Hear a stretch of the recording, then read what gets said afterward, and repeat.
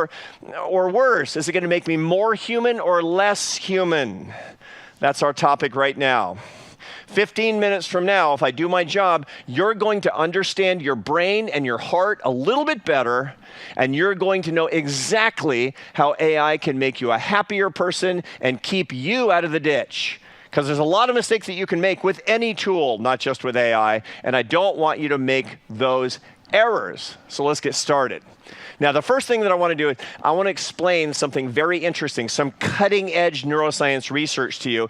You've probably never seen this before, about how your brain works. This is a theory. It sounds really, really, really complicated, but it's not. I promise I'm not going to bury you in a bunch of boring jargon. Let me give you the word right now. Hemispheric lateralization. Now, that sounds really technical. Here's what it means. The two halves of your brain, right and left, they do different things. That's all it means.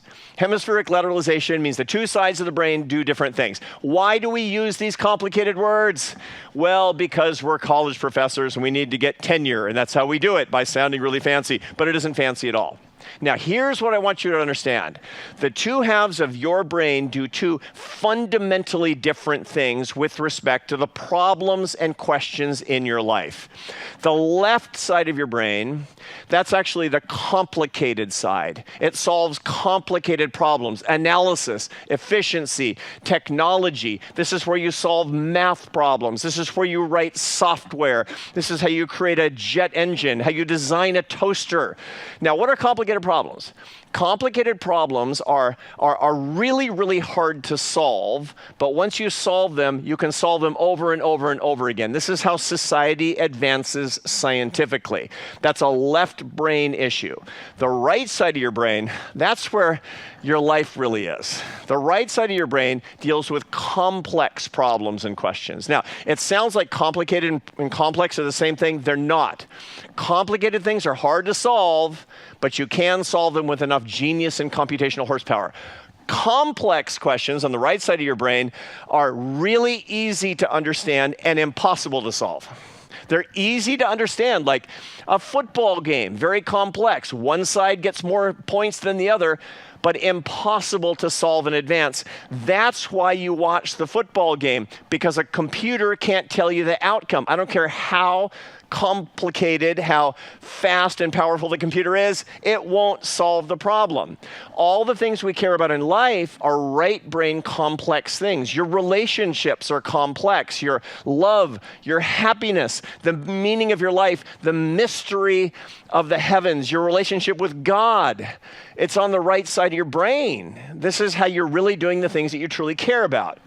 Many things are complex that we take for granted. My marriage is unbelievably complex. Yesterday was my 34th wedding anniversary to Esther, the love of my life, my soulmate.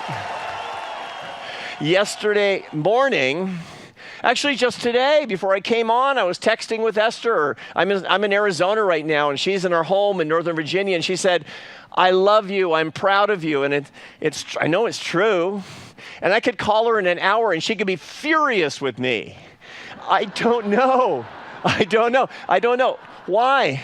Well, part of the reason is because my wife is Spanish, but the real reason is because my marriage is complex, not complicated, and that's the magic in my marriage. I don't want to be married to a computer. I don't want to be married to a machine. I don't want to be married to somebody where I can predict everything. That's the magic in my life. My friends, the right side of your brain contains the meaning of your life, the things you really care about.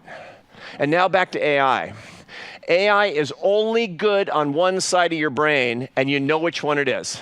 It's the left side. AI is the ultimate left brain device. It's your thought partner for complicated tasks. Complicated, not complex. Super important for you to remember that, because on the left side of your brain, AI can change your life for the better again and again and again. But you got to know how to use it, which is why you're at this summit. However, you got to not make the following mistake. Never make the mistake of trying to use a complicated solution for a complex problem. Don't do something you invent on the left to solve a problem on the right. For example, let's say you want a little companionship. I got two options for you. A real cat or a mechanical cat. Which one do you want? The mechanical cat was invented on the left side of your head. That's amazing engineering, by the way. This little thing right there, it acts kind of like a cat. It'll walk around and it'll make purring noises and all that, but you know perfectly that it won't love you, and so therefore you won't love it back. Your real cat is complex. What does that mean? That you understand what the cat is all about, but you'll never predict what it does because it's alive. Life has a complexity to it. That's what real life is all about. That's what relationships are all about. Now, by the way, I should note, the real cat might not love you back either, but that's a different problem. That's a cat problem, kind of.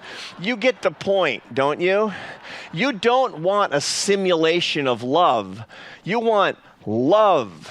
You don't want something that will look like a real person and act like it loves you, which comes from the left side of the brain, for something that you really want, which is love, which is on the right side of your brain. Never solve a complex need using a complicated tool. You know where I'm going with this. You all know exactly where I'm going with this. I'm going to tech and a lot of problems today. I talk to young people constantly. I teach students who are on average 28 years old. They're MBA students at my university. I travel around to different universities and different places, and I see the explosion of trouble that we have in our society today. Let's not pretend it doesn't exist. More depression, anxiety, and loneliness than I've ever seen in my entire career as a behavioral scientist. And I ask my students and the people I'm talking to who are suffering, what are you doing with your time? And they're always doing the same thing. They talk about, I wake up in the morning and I go to work, which is a Zoom screen. And I say, do you date? And they say, yeah, sure I date. But that's mostly just kind of swiping right on the apps, which doesn't sound like courting to me. I have a lot of friends, but they're kind of virtual friends, and I spend a lot of my time getting really good at something where I can feel like I'm making progress in life, like gaming on the screen. Now, I got nothing against these things. I have nothing against these technologies, but you know perfectly that those technologies are left brain innovations, and we're seeking to meet our right brain needs. As I was talking to somebody, I have a brand new book that's coming out on exactly this topic, and I was interviewing people. I always do for my work. And I said, so how does it make you feel? And he was very flat. His affect was very flat. And he said, I feel like I'm living in a simulation of real life. Have you ever felt that? Like you're living in a simulation? Like it's all kind of happening around you, but it's not quite real? Want to know why? Because your brain knows the difference between left brain and right brain. You can't fool your brain. Your soul is being perceived on the right, and the simulation is being created on the left. If you misuse tech, you won't get happier, you get unhappier. So here's the first lesson I need to give you today. Here's the lesson to make sure that what you're learning at this summit, the valuable information that you're getting, will enhance your life and make sure that you're defending yourself against the dangers that actually could befall you. Lesson 1, know your brain. AI is almost ideal as an assistant to your left hemisphere, not your right hemisphere. This is a tool that you use for what and how to questions, not the why questions of life. And by the way, you want to be happier?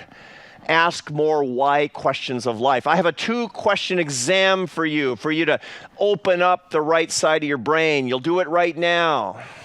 Here's question number 1. Why are you alive? Why are you alive? Why were you born? You can't put that into a Google search. You can't give that question to AI. AI will give you nonsense because it's not on the right side of your brain. Second question. For what would you give your life right now, happily?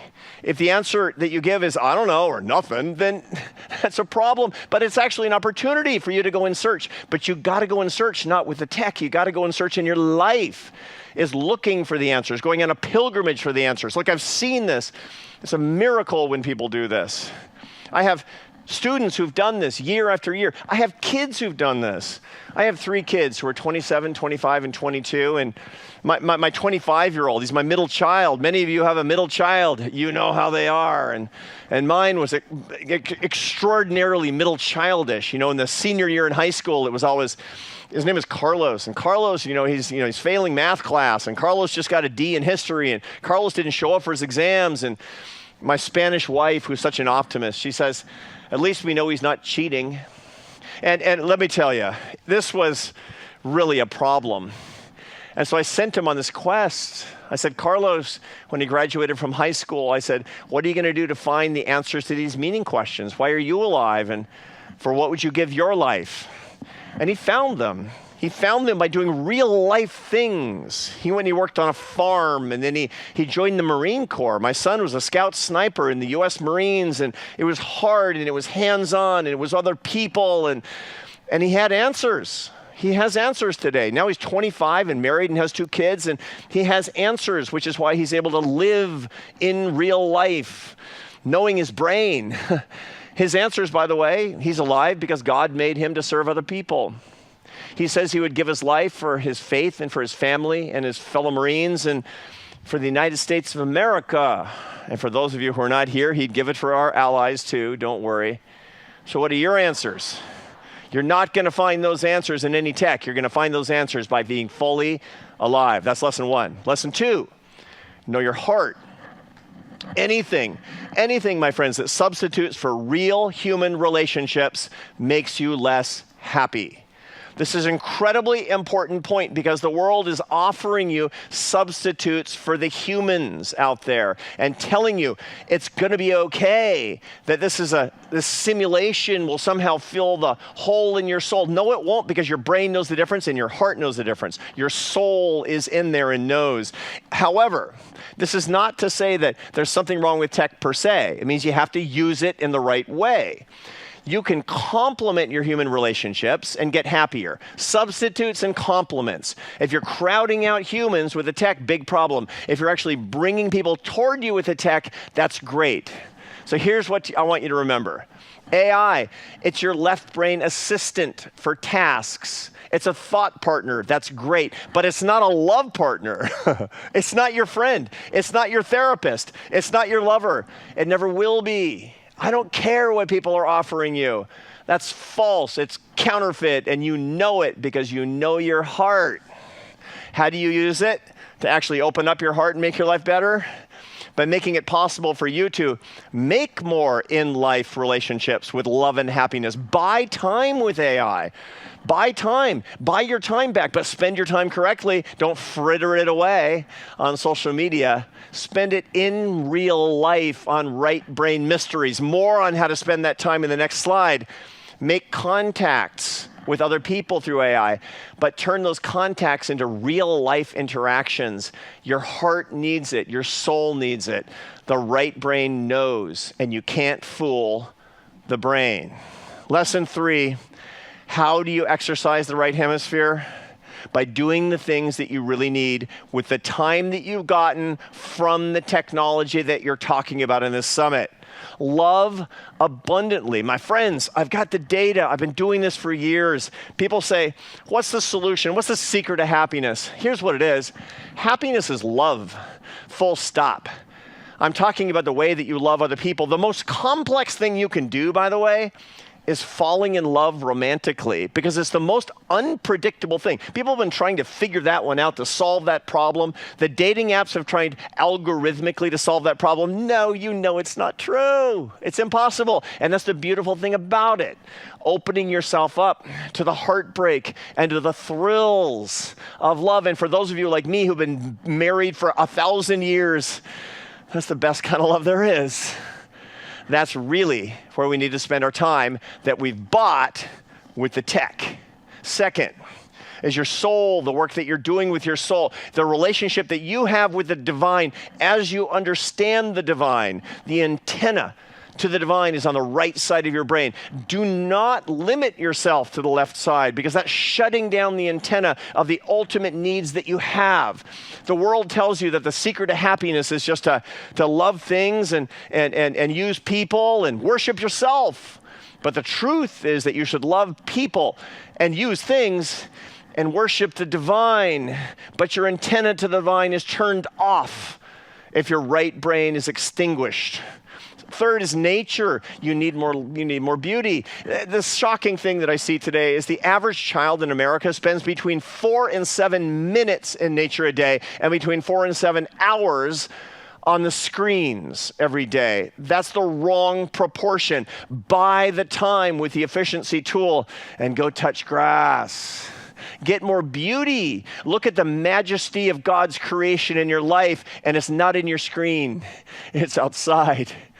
And last but not least, make sure that you're not trying to eliminate your suffering. And I know this is the hardest point of all. I know it is, but you know perfectly as well as I do that the life in life is not just feeling good all the time. The life in life is being fully alive, both sides of your brain and your whole heart, which sometimes gives you pain. In my life too. But to the extent that you can look at the things that are bothering you, and many of you are in pain today, and I love you, and I'm suffering alongside with you because we are brothers and sisters and we have to love each other. But if we're trying to eliminate our suffering, especially using the tools of tech, all the screens, all the things that promise everything and don't deliver anything, then we're just a little less alive. The whole point of what we're doing at this summit is to help you to be more human, not less human. Because only when you are a human fully alive can you live up to the happiness and the love that you deserve. I'm so grateful to be with you. And I can't wait to see where this summit winds up in your life and the good that you're going to be doing in this world. May God bless you. And thank you for being with me here today.